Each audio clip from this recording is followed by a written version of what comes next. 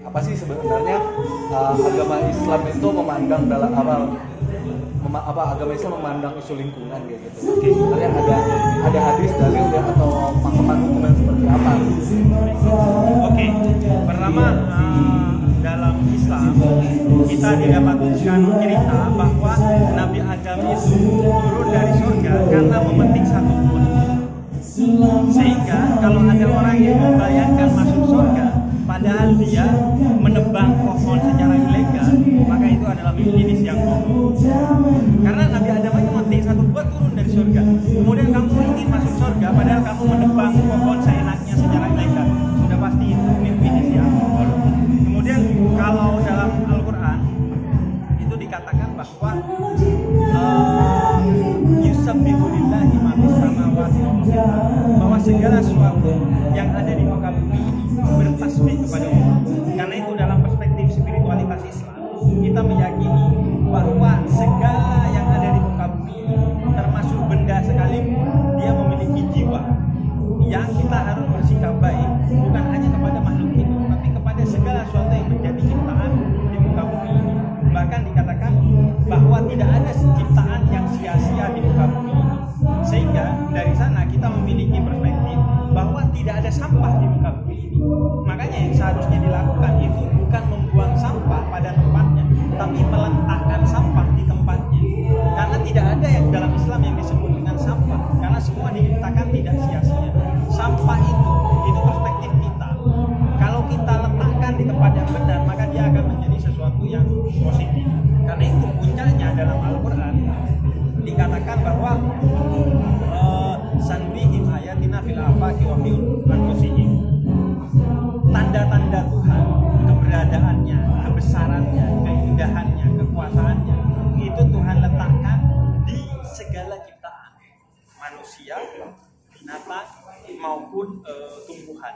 Di semua yang ada di muka bumi ini, lingkungan hidup dengan segala keanekaragamannya, itu bukan hanya ciptaan dari Tuhan, tapi itu pertanda tentang keberadaan Tuhan. Sehingga dalam segala ekosistem yang ada, itu seharusnya dipertahankan, karena kalau tidak kita jaga berarti kita menghapus salah satu tanda Tuhan di muka bumi ini.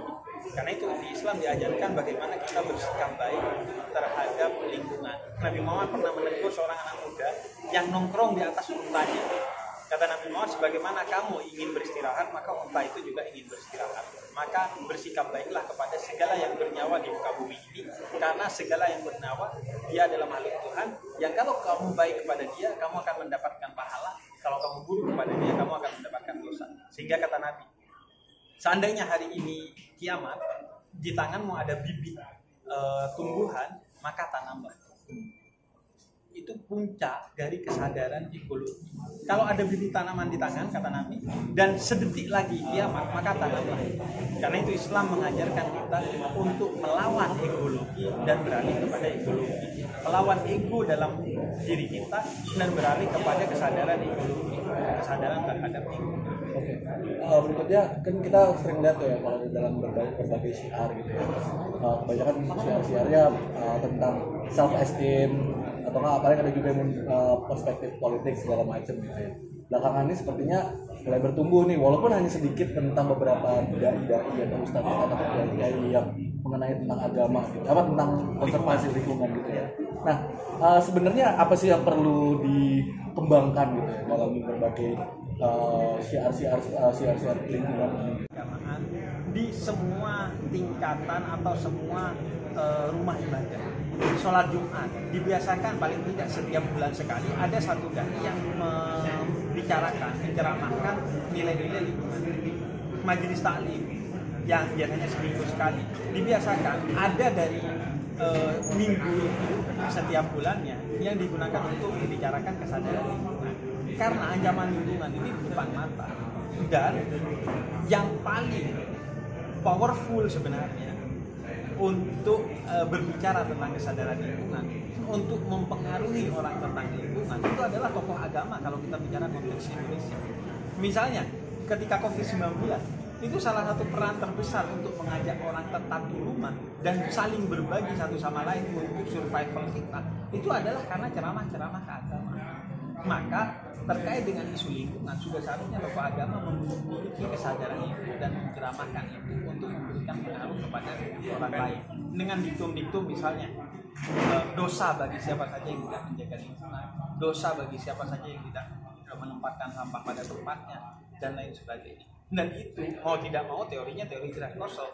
Kalau gelas kita masih kosong, nggak mungkin ngisi orang lain. Maka harus ada pemahaman keagamaan dari tokoh agama itu tentang lingkungan itu. Bukan aspek dalilnya, bukan aspek bagaimana Islam menjaga lingkungan hidup, tapi bahwa ancaman terhadap lingkungan hidup itu sudah di depan mata. Yang kalau kita tidak ikut berkontribusi menjaga itu semua, maka kita akan menjadi korban pertama dan utama dari semua kerusakan lingkungan. Tokoh agamanya harus ngerti bagaimana caranya. Tentu itu menjadi PR bersama kita. Sama kayak saya ketika beberapa tahun yang lalu keliling Indonesia ke pesantren-pesantren untuk membentuk kesadaran dakwah digital kepada para santri-santri untuk melawan nilai-nilai intoleransi yang diatasnamakan agama, khususnya diatasnamakan Islam. Nah, sekarang menurut saya salah satu isunya adalah lingkungan. Karena itu perlu ada gerakan yang masuk ke pesantren-pesantren untuk kemudian memberikan pengetahuan kepada tokoh-tokoh agama bahwa ceramah lingkungan hidup itu dibutuhkan untuk mengajak orang memperbaiki kondisi lingkungan kita. Terakhir, ini kalau terakhir dari saya gitu. Nabi Muhammad itu kan juga melakukan sebenarnya praktik konservasi, ada kawasan tertentu yang nggak boleh diganggu. Sebenarnya praktik konservasi yang dilakukan zaman Nabi ini dalam pandangan Islam itu seperti apa sih? Nabi itu lahir hari Senin. Hari Senin itu dalam riwayat disebut sebagai hari diciptakannya tumbuhan, diciptakannya lingkungan hidup oleh Tuhan yang Maha Kuasa. Maka siapa yang mengaku cinta Nabi Muhammad sudah seharusnya dia memiliki kesadaran dan kecintaan yang tinggi. Maka konservasi lingkungan itu dilakukan oleh Nabi Muhammad dan oleh orang-orang besar yang hidup di zaman setelah Nabi Muhammad. Misalnya para habib yang dulu pindah dari Basrah ke Hadramut di Yaman itu disebut Hadramut karena salah satu anekdotnya hadir maut. Siapa yang hadir ke sana mati karena secara lingkungan hancur. Itu disebutnya lembah antah berantah yang kalau masuk ke sana mati orang. Nah, ketika para habib itu datang ke Hadramut di Yaman, salah satu yang dilakukan oleh mereka adalah konservasi lingkungan. Mereka membangun lingkungan itu agar menjadi layak untuk dihidupi dan sekarang menjadi salah satu pusat peradaban Islam di sana dengan lingkungan yang kondusif. Karena itu cerita-cerita para nabi, cerita-cerita para rasul, cerita-cerita para kekasih Allah, pengikut para nabi, itu semua kisah-kisah tentang orang-orang yang berjuang bukan hanya untuk manusia, tapi berjuang untuk lingkungan hidup, baik itu hewan, tumbuhan dan lain sebagainya. Seperti yang tadi saya ceritakan itu.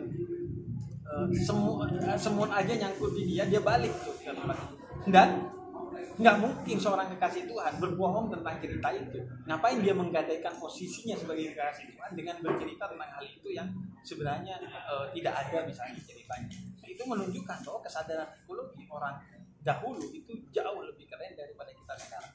Buktinya modernisme itu menguasai dunia kurang lebih 3 abad dari abad ke-16 ke atas. Itu kerusakannya jauh lebih buruk dari ketika dunia dipimpin oleh agama selama belasan abad sebelumnya. Itu menunjukkan bahwa agama sebenarnya memiliki modal besar untuk berkontribusi bagi lingkungan hidup.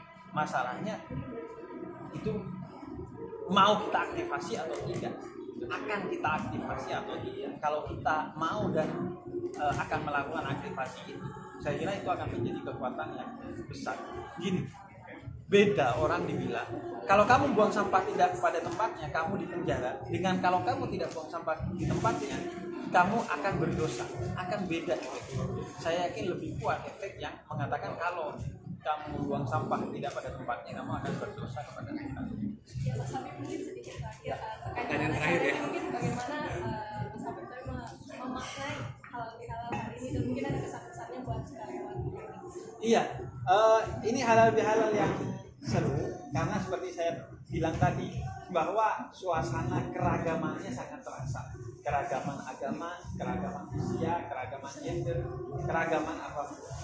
Karena itu saya bersyukur bisa menjadi salah satu orang yang hadir untuk mengisi di Kompas Gramedia dan semoga apa yang saya sampaikan tadi tadi bisa menjadi inspirasi bagi semua orang yang hadir di sana. Dan intinya adalah bahwa orang mulia itu adalah yang selalu mengawali segalanya dengan pemaafan. Dan halal bihalal ini adalah momentum yang diciptakan oleh tokoh-tokoh terdahulu dari Islam di Indonesia sebagai satu budaya Islam untuk memaafkan orang lain. Dan yang memaafkan orang lain itu akan memaafkan oleh Allah dan akan menjadi mulia. Makanya ada seorang sahabat dari Bani Ansar yang menjadi orang yang Nabi katakan akan masuk surga karena setiap malam memaafkan siapa saja yang telah berlaku dosa kepada dia, dan karena itu dia dimaafkan oleh Tuhan dan menjadi mulia. Nah, hari ini menjadi momentum untuk betul-betul saling memaafkan. Karena gini, kadang ya kita punya salahnya di kantor, minta maafnya di kampung. Punya salahnya di kota, minta maafnya di kampung. Karena itu acara seperti ini menjadi penting bagi kita untuk kemudian saling meminta maaf kepada rekan kerja kita. Karena kemungkinan yang paling banyak menjadi korban dosa kita itu rekan kerja. Karena secara probability waktu kita aja paling banyak di kantor tuh, selain di rumah. Karena itu kita perlu mentradisikan halal bihalal di kantor untuk saling meminta maaf dan untuk mengatasi orang yang minta maafnya tidak tulus tapi basa-basi di grup WhatsApp dengan saling berkirim stiker doang. Itu kemungkinan nggak dari hati, itu cuma formalitas aja. Maka ini menjadi momentum untuk kita saling meminta dan meminta maaf secara tulus, karena memang paling banyak dosa di sini. Dan apalagi ini sedikit dari banyak acara halal bihalal yang menurut saya lengkap. Karena kenapa? Karena ada acara salam-salaman. Nah, itu dalam Islam itu memiliki kemuliaan tersendiri, karena ketika kita bersalaman, kata Nabi Muhammad, dosa-dosa kita akan berguguran seiring kita bersalaman itu, dan ketika kita lepaskan semua dosa kita akan hilang di orang itu. Nah, apalagi halal bihalal ini agak spesial di tempat lain yang saya hadiri karena ada salam-salamannya. Walaupun ya secara fisik agak lelah ya, tapi kan lebih lelah masuk neraka sebenarnya. Nah, jadi penting kita salam-salaman aja lah. Ya, udah ditunggu Pak Lili, Mas. Satu lagi, saya mau minta tanggapan aja kan di suatu ya di Tangsel itu ada sebelum menyerang. Iya. Kalau tanggapan Habib. Gini, saya tidak terbiasa berbicara peristiwa apalagi orang, karena orang besar itu tidak ngomongin peristiwa apalagi orang lain, tapi ngomongin ide. Dan karena juga saya tidak tahu detail peristiwanya, tapi saya mau ngomongin idenya. Sebagai seorang yang mengerti sedikit Islam, saya diajarkan bahwa al-muslimu man salimal muslimuna min lisanihi. Seorang muslim itu yang memberikan keamanan dengan lisannya dan tangannya dari orang lain, khususnya sesama muslim dan umumnya seluruh umat manusia dan seluruh makhluk hidup. Kita diajarkan dalam kondisi yang penuh dengan kekerasan saja, yaitu perang, umat yang sedang beribadah, umat beragama lain, tokoh agama lain, dan rumah ibadah umat beragama lain itu harus diamankan oleh kita dalam kondisi perang.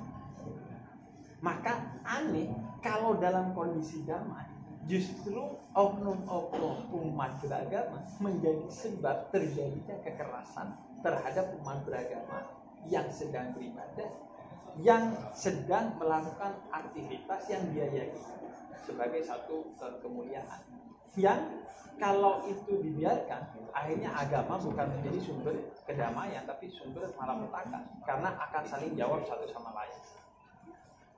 Ya, teman-teman.